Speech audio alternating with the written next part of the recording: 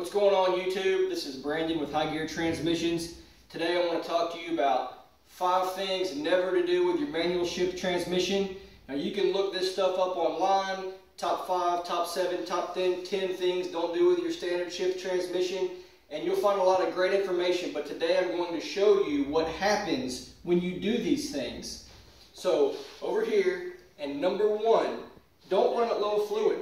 Make sure that you have the proper amount of fluid. You don't want to overfill it either because that'll cause the same issue. And you want to stay away from water. Make sure water doesn't get in it. Make sure you don't fill it up with water. Don't use water as a lubricant. Just stay away from water. So on my left here, we have a set of gears and a main shaft that is not damaged. This is a representation of what it is supposed to look like. But over here, this customer overfilled it and it burnt up. When you overfill the unit, oil gets into the top gears here and it creates froth, which creates drag, which creates heat, and will get it just as hot and burn it up as if you didn't put any fluid at all. This right here, this is actually plastic from the needle bearings, the cage needle bearings inside the gears. See this gear, we can spin these gears here, but this one, we can't spin anything because it's gotten so hot it's welded itself to the shaft. Now, number 2, do not ride around with your hand on the shifter. All right, this is a shift top out of a mid-90s model F250.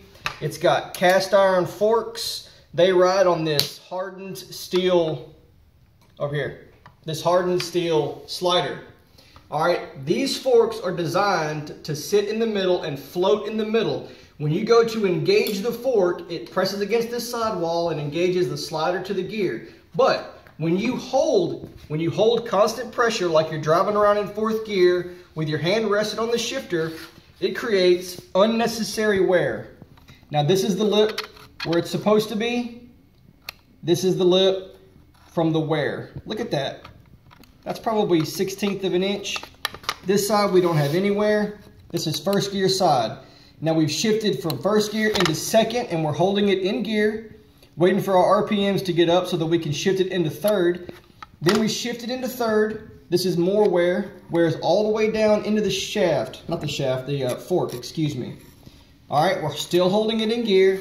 And then we shift it into 4th gear and we left our hand on the shifter. And now we're cruising the boulevard looking for chicks with our hand rested on the shifter, and it's just eating away at this fork. I have seen these where it eats away the fork entirely and then you overshift it, this whole rail pops out, creates a big mess. So number 2, never drive around with your hand rested on the shifter. Number 3, do not rev your engine up to 5 or 7,000 RPMs and then sidestep the clutch. This is a great example of what happens when you rev the engine up and you do some kind of crazy neutral slam. It will tear every tooth off of the input, which is usually 4th gear. And when it does that, you won't have any gears. You'll only have 4th gear. So, no sidestepping the clutch, no neutral slams. You want to show off and impress your friends, this is the kind of stuff that's going to get you in trouble. Your friends won't think you're very good if you tear your transmission up like that. Now, number 5, and this is for everybody, but I'm talking to my 6-speed crowd. This is a 5th gear set out of an F250, an F450 ZF 6-speed. This customer is lugging it around in 5th gear. Number 5, do not lug it around in 5th gear at low RPMs. Now you can see these teeth are damaged. You can see these teeth are damaged. Obviously they're not supposed to look like that. If you're driving around in overdrive and you've got low RPMs, you're cruising around 1500 RPMs or lower in overdrive, you hear that chugga chugga chugga? Well, that chugga chugga chugga is good for us, but it's not good for you. Do not lug it around in overdrive. Also, my 6-speed guys, number 6, use the clutch. Do not shift it without using the clutch.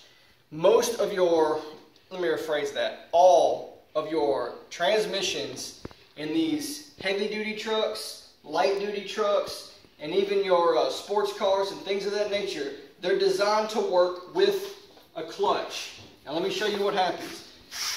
You see these engagement teeth?